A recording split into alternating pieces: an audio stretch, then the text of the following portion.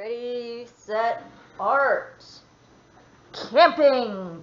Camping is the next one, and we already did lemonade and s'mores. This is part of our sketchbook assignment, summer themed, to prepare for the semester exam. The exam is to create a magazine cover that represents what you want to do this summer. Based on the attendance question that I asked students, what magazine are you most probably will be most inspired from for this assignment, the vast majority picked traveling. So I picked things that would go with that idea, and most people were interested in either camping or the beach. So this will be sketchbook assignment number 3. We already did food items because some people wanted to cook. That was sketchbook 1. So we're on the middle part, sketchbook 2, focusing on camping. Now, if a student for the semester exam wanted to focus more, say, on a gaming magazine where it's them playing video games, that's great for the semester exam because maybe that's something you want to do this summer. It's not a typical summer activity. So again, based on the attendance question, the vast majority picked traveling. So for the sketchbook assignment, I picked traveling ideas, right? Okay, so looking at this, we have 2 scenes. The other one was just single items, right? A single version of the lemonade, a single version of the s'mores. Now we're going to creating scenes, right? Because for the magazine cover, most likely you're creating a scene that has multiple subject matter, meaning things we recognize, right? So if you're looking at this and saying, do I have to draw all 6 trees, 1, 2, 3, 4, 5, 6, and where they're placed? Yes. My answer is yes. You have to draw all 6 trees. Do I have to draw the mountains? Yes. Do I have to draw the table with the benches? Yes. Do I have to draw the campfire? Yes. Do I have to draw this exact version of this tent? Yes. Yes. My answer is yes. Everything you see is what you're going to have to draw. For your magazine cover, if you want to do a different type of camping scene, that's perfectly fine. For sketchbook assignments, we're trying to build skill, and there's a rhyme and reason why I pick certain things for the sketchbook assignment. The second part is the driving part, right? We do a lot of driving in the summertime. And a lot of times students want to drive roads, so I made sure to include a road scene, and there's a correct way to draw roads. It's a desert scene because we live in Vegas, and in order to travel it, you have to leave the desert, right? Or maybe you're going to another desert, okay? So that's why I picked that. Let's move on. So first thing I want to do is draw my camping scene with the trees. Now, granted, that's not much of a forest, but for this composition, that's how many trees I picked, okay? And I'm going to draw fairly big so that you can see, and then fairly dark. So I'm going to start with my horizon line. That's this line here, okay? And then I'm going to draw my mountains. Now, mountains, some students like to do this. Whoops, there goes my pencil.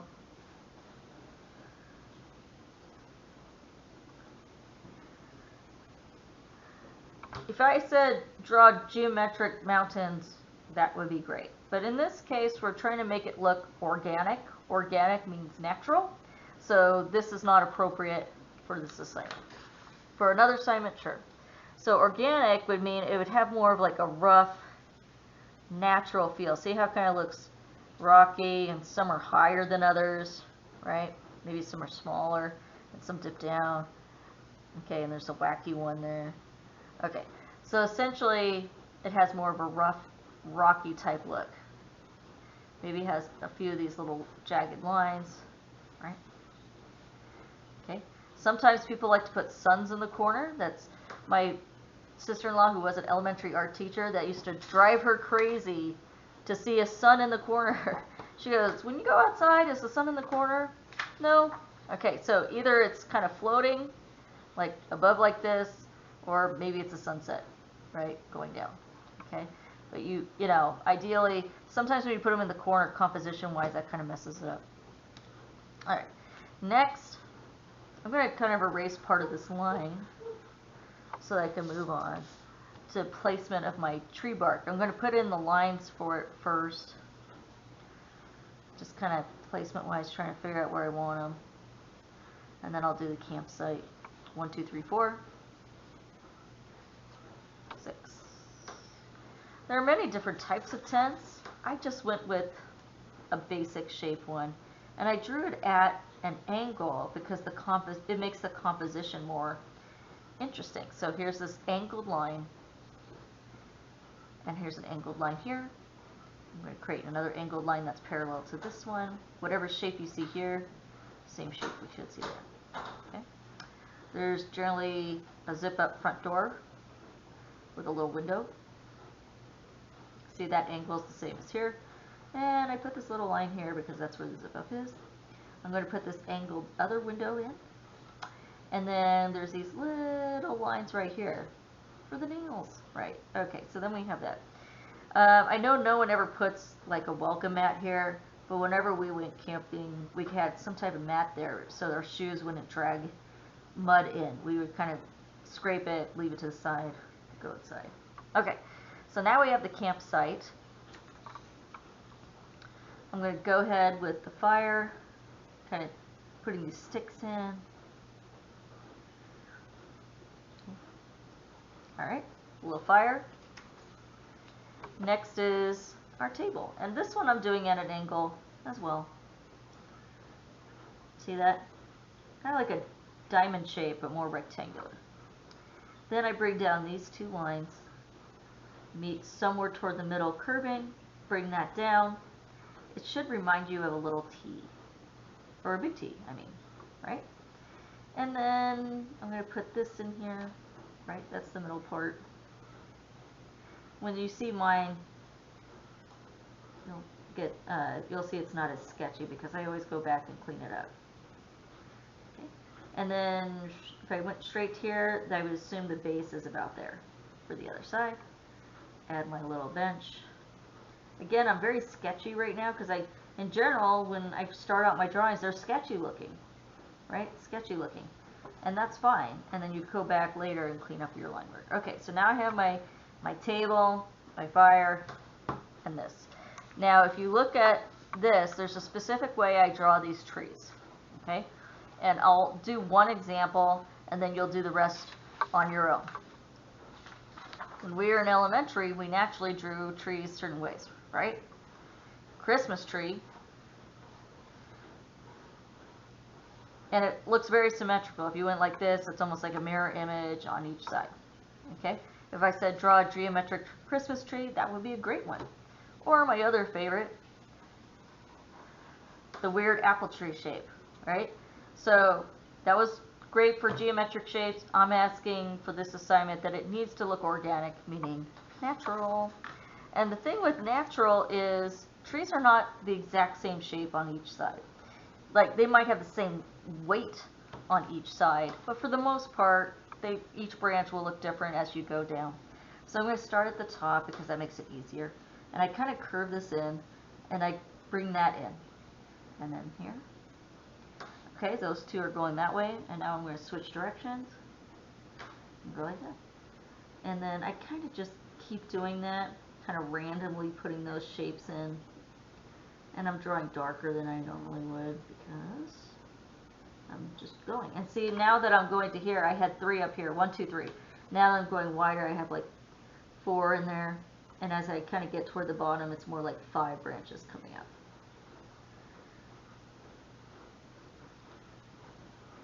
For beginning art, you had a sketchbook assignment learning how to draw trees, right? So hopefully, whatever scene you're doing for your semester exam, if it happens to have trees in it, you'll have had that practice. Okay, so there's one tree, right? And then the rest you would draw very similar to that. I don't want to see this. Please don't draw that. Not for this type of assignment. Okay, so you would finish and draw the rest, and you have your camping scene. If you're like, where's the campers? I don't know. So what I did is I added a little sign here, and it's super small writing on my original one, but it basically says, gone hiking, right? So kind of, you know, or I'll be right back, which, why would they leave a fire there? I don't know. Went to get water. Okay. All right. Now we're going on to the road trip part. The road trip part. Here's that old-fashioned camper, old-fashioned car, and the road. So let's get started on that. Okay, here's my scene. Now, one of the things that drives me crazy about road scenes, let's say here's your mountains. That part was done well. Yay. And we have a car. Here's my car. Yeah, great. Yay. But then they'll draw the road like this. What? Perspective-wise, that doesn't even make sense. It's incorrect. As the road goes back, it needs to get smaller as we go back, right? It needs to get smaller as we go back. That's why when you look at this one, it's wider, and as it curves and goes up, it becomes a very thin line, because that's the correct proportion of it. So you don't want to do that. Sometimes students like to show me drawings where it's just straight on, and we have this big road kind of going like this, and a big car like this. And I would say, that's okay, but for the semester exam, is that a good composition? Is it interesting? Or is it something we've all seen before? So you have to think about different perspectives for the main assignment. That's why I want you to draw this exactly how it is. I want you to get into the practice of drawing compositions that are balanced. Okay? So for this sketchbook assignment, yes, you need to draw it just like this. Okay? Yeah, I mean, obviously, if you have one mountain taller than that one, that's totally fine. But for the most part, it should look like that. Okay. I'm going to put in my horizon line. I know that's very dark. Again, I don't normally draw that dark. Then I'm going to go ahead and draw my road. So you can see that's very, very thin. And then it curves. Yeah, it's a windy road. And it starts to get wider.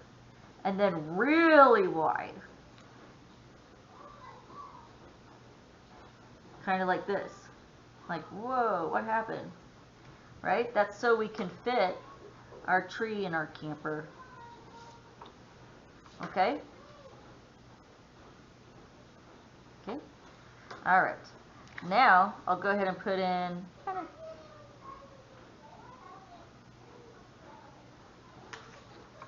alright. And then next, I'm going to try to fit my car in. Now, if you look at my car, it narrows too as it goes back. Yes. So I'm going to start with the front of the car. It's kind of going off the page. I like that idea. Right? It's good to let things extend off the page. It helps to create an interesting composition. Okay, there's the wing. Alright, here's a tire. Here's another tire. Again, I'm sketching super fast. Why? Because I can always clean it up later. I'm showing you proportion-wise what to do. Okay, door. Here's the top part, and here's this part. Okay, put this in. Alright, there's probably a person here. Right? Hands on the wheel. Right? Another person's probably over here. Right? Maybe they're bald. Maybe they're not. Maybe they're wearing a hat. And there's most likely someone in the back seat totally bored. Alright, so now we have that. From the middle here, I'm going to put in this, a little thing right here. And I'm going to go ahead and shape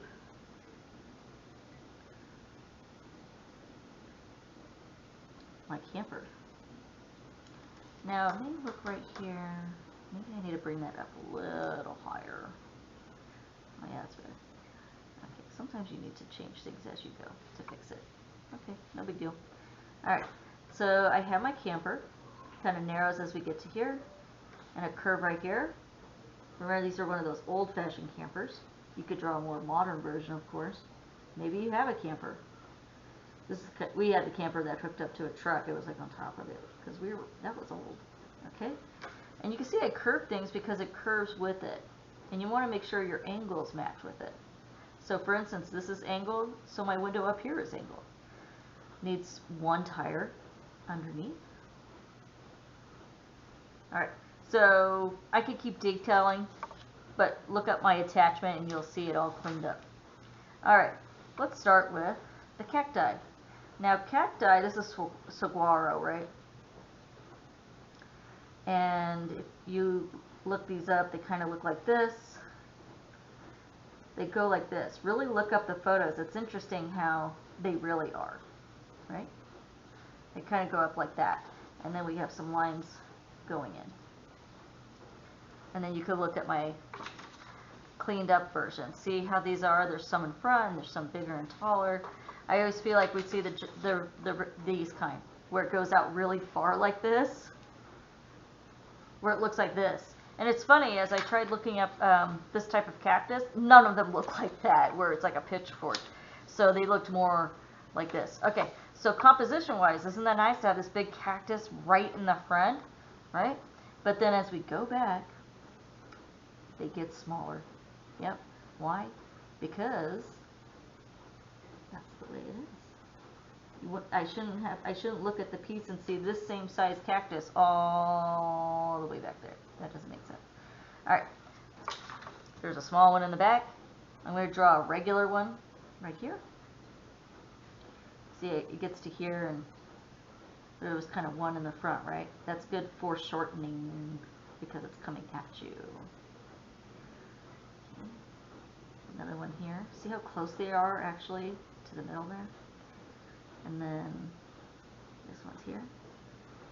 Okay, and then you would keep drawing all the rest of the cacti in. If you see these little bushes here, I noticed our state plant was in there quite a bit.